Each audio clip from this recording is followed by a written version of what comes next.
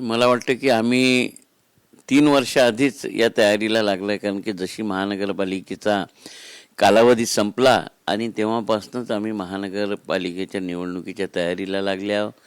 त्यानंतर लोकसभा झाली, विधानसभा झाली, सगळ्या निवडणुकांमध्ये वेगवेगळं मतदान होतं.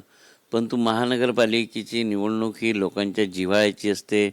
दैनंदिन मूलभूत ज्या गरजेच्या सोयी आहे सगळ्या त्या महानगरपालिकेच्या माध्यमातून पुरवल्या जातात आणि नगरसेवकाचा थेट लोकांशी संपर्क असतो. आणि म्हणून आम्ही जे आमचे उमेदवार आहेत संभावित त्यांना दिशानिर्देश देऊन त्या भागांमध्ये कामाला लावलेला आहे. आणि सदस्यता मोहीम जी आमची आहे, नवीन मतदार बनवणं सुद्धा आमचं चालू आहे. स्वबळावर लढण्यासाठी सगळ्या जागांवर उमेदवार आहे का आणि त्याची कशी चाचपणी केली? उमेदवार 1500 लोकांनी नामांकन भरलं होतं ज्या काळात निवडणुका होणार की नाही हे होतं, आणि त्याच्यापेक्षा 151 लोकांना तिकीट द्यायचे आहे.